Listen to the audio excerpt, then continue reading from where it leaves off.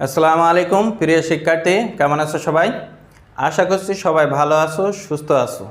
তো আজকে আমরা আলোচনা করব অর্থনীতি দ্বিতীয় বর্ষের গাণিতিক অর্থনীতি বিষয়ের dynamic economics and integral calculus অধ্যায়ের আজকে আমরা নির্দিষ্ট সমাকলন ডেফিনাইট ইন্টেগ্রাল এটার সমাধান ক্লাস 1। তো আমরা এখানে খুবই গুরুত্বপূর্ণ তিনটি প্রশ্ন দাঁড় করাইছি যেটি বিগত সালে পরীক্ষায় আসছে। তো সেরকমই তিনটা প্রশ্নের আমরা সমাধান করব নির্দিষ্ট সমাকলনের মাধ্যমে। তো এখানে আমরা নির্দিষ্ট সমাকলনের সূত্র লিখে রাখছি।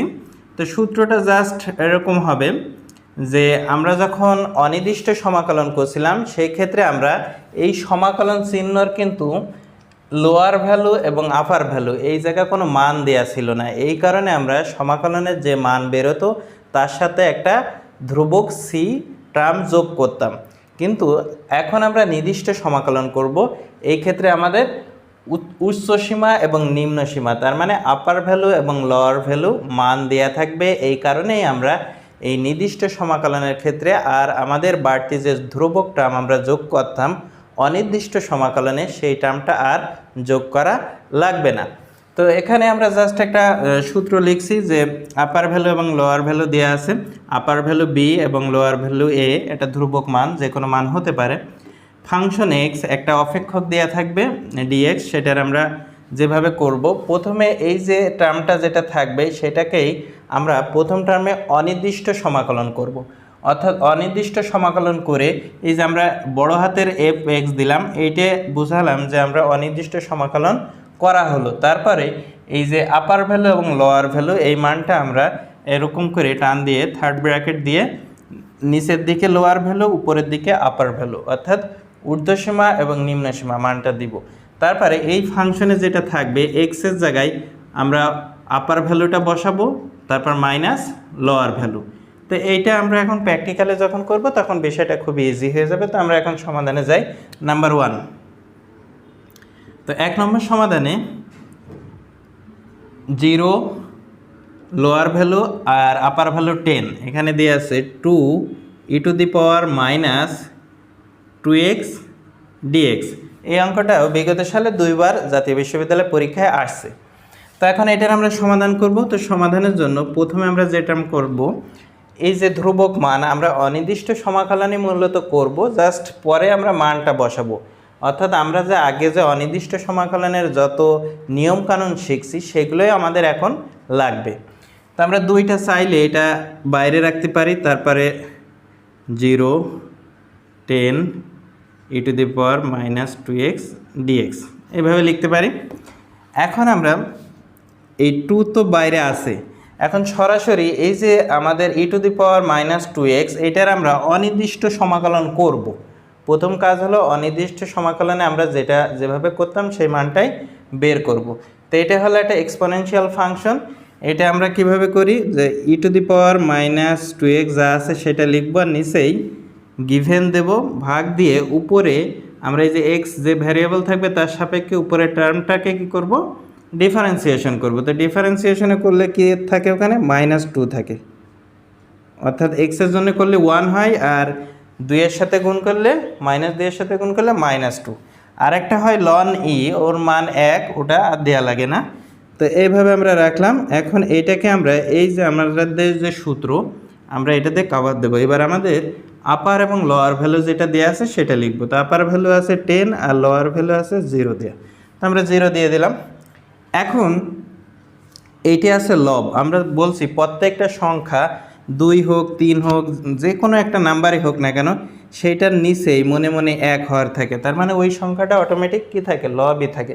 তাহলে এইটা লবের দিকে গুণ আছে, আর এই জায়গাটা যেহেতু এটা ভগ্নাংশ -2 এটা হর, তাহলে এই -2 আর এখানে 2, তাহলে 2 কেটে যায়, আলটিমেট মাইনাস থেকে যায়।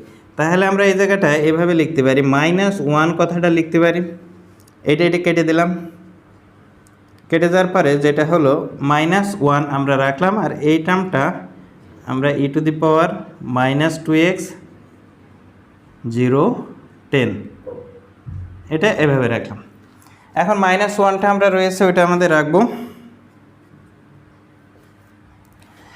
তো -1 আমরা রাখলাম। এখন আমরা এই যে মানটা বসাবো, তো মানটা যখন আমরা বসাবো এর উপরে যে মানটা আছে এর উপরে -2 গুণিত এক্সের মান কত হয়েছে, আপার ভ্যালু বসাবো।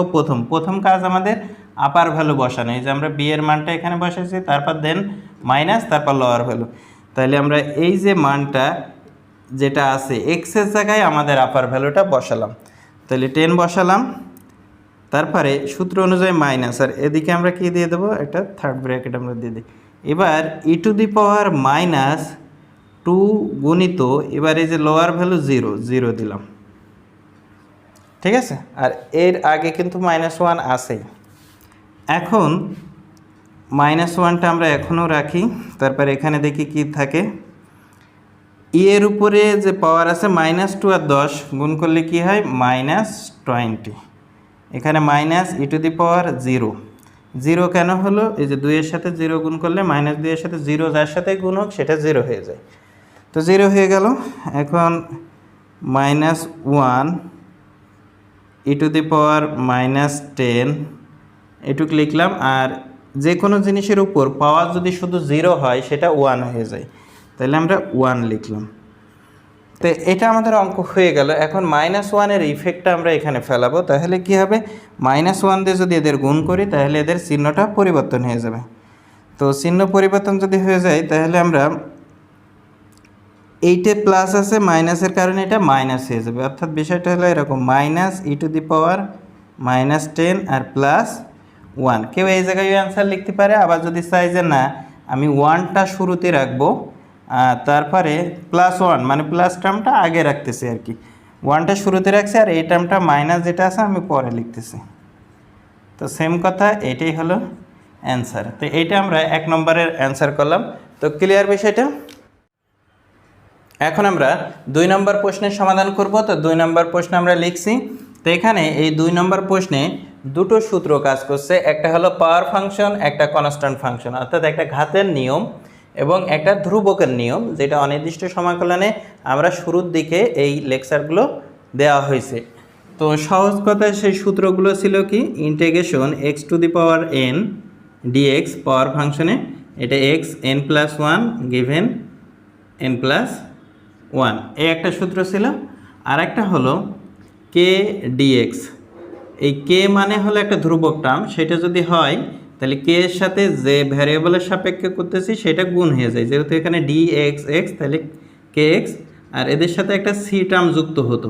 তো সেটা ছিল অনির্দিষ্ট সমাকলনের ক্ষেত্রে, আর আমরা যেহেতু এখন নির্দিষ্ট সমাকলন করছি এই ক্ষেত্রে আমাদের এই সি টার্মগুলো আর দরকার হবে না, ঠিক আছে। তো এখন আমরা এটা সরাসরি আমরা যদি সূত্র অ্যাপ্লাই করি x3, এটা যদি এই সূত্র নিয়ে আসি তাহলে x3+1, তার মানে কী হবে, x এর পাওয়ার আলটিমেট 4 হয়ে যাবে। তাহলে এখানে আমরা লিখি x এর পাওয়ার 4 আর 3+1, তার মানে নিচেই 4 চলে আসলো।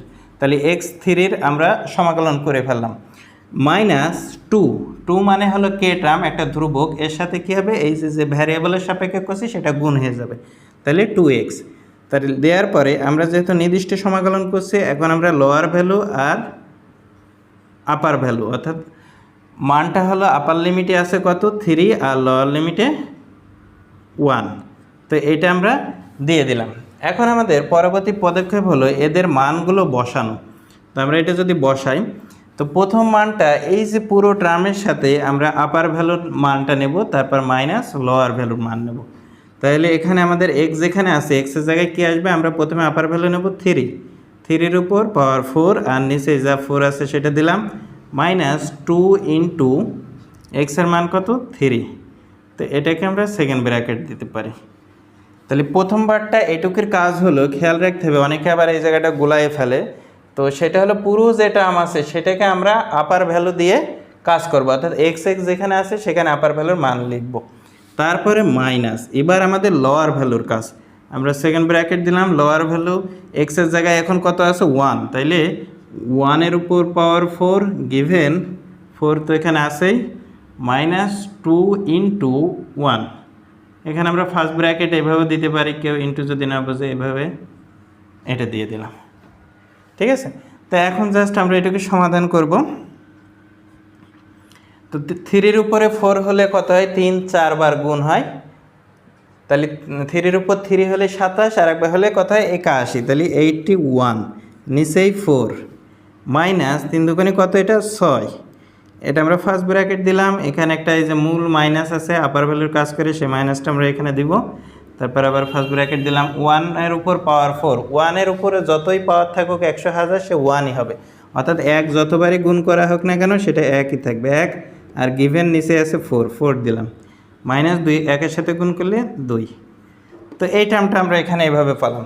তো এখন এই মাইনাসের কারণে পরের চিহ্নগুলো কি হবে, ওই যে আগের অঙ্কের মতো পরিবর্তন হয়ে যাবে। তাহলে এদিকে আমরা যেটা করব, 81 গিভেন 4 মাইনাস 6 রাখলাম, এই মাইনাসটা এখানে লিখলাম, এরপরে এই মাইনাসের কারণে চিহ্ন পরিবর্তন হয়ে যাবে, 1 4 আগে প্লাস ছিল মাইনাস হয়ে গেল, আর এটা মাইনাস কী হয়ে যাবে, প্লাস হয়ে যাবে, +2।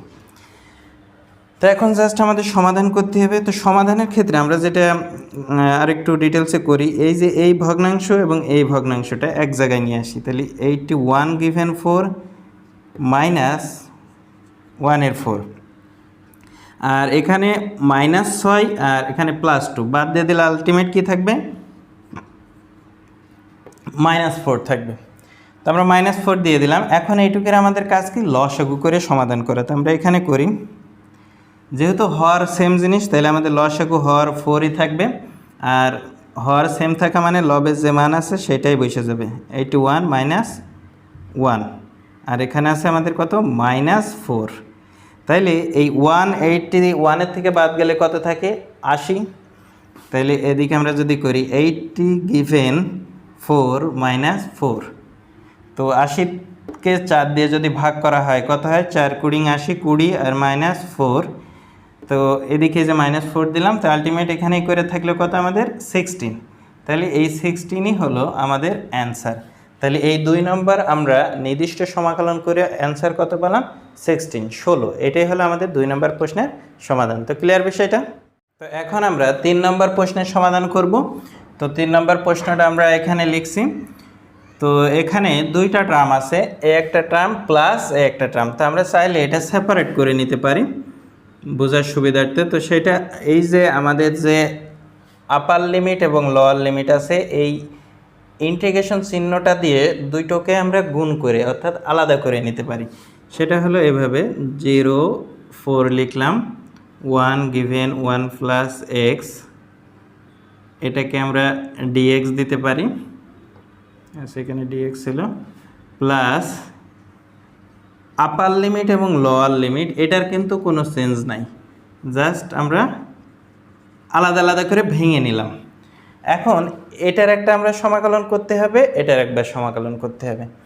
তো এখন এটা আমরা যেটা করব, এই যে 1/something এরকম যখন ভগ্নাংশ আকারে থাকে সেটা আমরা দেখছিলাম, এটাকে যদি আমরা সমাকলন করি সেটা লনে কনভার্ট হয়, অর্থাৎ লন এই হরের মানটা চলে আসে। তো আমরা এটাকে এখন এভাবে লিখতে পারি, লন 1 + x, এটা দিলাম। দেওয়ার পরে এটাকে আমরা এই যে আমাদের যে লিমিটের মানটা দেওয়া আছে সেটা আমরা দিলাম।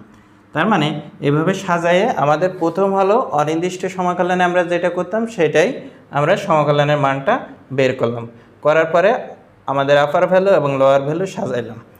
প্লাস পরের টার্মটা কি আছে, 2 × x, তো 2 একটা ধ্রুবক, আর x হলো পাওয়ার ফাংশনে আসবে, অর্থাৎ এর উপরে পাওয়ার নেই মানে তো 1 আছে, তাহলে 1 + 1 তাহলে x² হয়ে যায়। তাহলে এটা আমরা এভাবে লিখতে পারি, 2 × x এর যদি আমরা অনির্দিষ্ট সমাকলন যেভাবে করতাম, পাওয়ার ফাংশনে দিলে 1 + 1 মানে স্কোয়ার হয়, আর গিভেন 1 + 1/2, তো এটা দিলাম। দেওয়ার পরে এদের যে আপার ভ্যালু এবং লোয়ার ভ্যালু যে মান আছে সে মানটা আমরা লিখে দিলাম। তো এখন আমরা এখান থেকে এই যে এটার আপার ভ্যালু এবং লোয়ার ভ্যালু বসাতে পারি, আর এই জায়গাটা আমরা জানি এই 2 আর এই 2টা কেটে যাবে, ঠিক আছে। তো এখানে আমরা যদি বসাই লন 1 + x এর জায়গায় কী বসবে, আপার ভ্যালু 4, তাহলে লন 1 + x এর জায়গায় কী বসবে, 4 বসবে, তাহলে 4 বসিয়ে দিলাম। এবার সূত্র অনুযায়ী মাইনাস লন 1 + 0, তাহলে এটা আমরা দিয়ে দিলাম। তো আমরা চাইলে এখানে একটা কি করতে পারি, থার্ড ব্র্যাকেট দিয়ে দিই, ঠিক আছে। তাহলে লন 1 প্লাস এক্সের জায়গায় আমরা কি দিলাম 4 আপার ভ্যালু নিলাম, দেওয়ার পরে মাইনাস, যেহেতু আমরা বলেছি এটা দেওয়ার পরে মাইনাস আসবে, মাইনাস দিয়েছি। এবার লন 1 প্লাস এক্সের জায়গায় 0। এবার পরের পার্টটা আমরা যদি করি, এখানে এক্স স্কোয়ার, তাইলে এই যে 2 2 তো কেটে গেল, তো একবারে যদি আমরা করে দিতে চাই তাহলে এখানে শুধু থাকলো কি এক্স স্কোয়ার মানটা। তাহলে এক্স স্কোয়ারে যদি আমরা আপার ভ্যালু বসাই, আপার ভ্যালু মানে হলো 4, তাহলে 4 স্কোয়ার, এবার সূত্র অনুযায়ী মাইনাস, এবার এক্সের জায়গায় কী হবে 0 স্কোয়ার। তাহলে এটা এভাবে থাকে।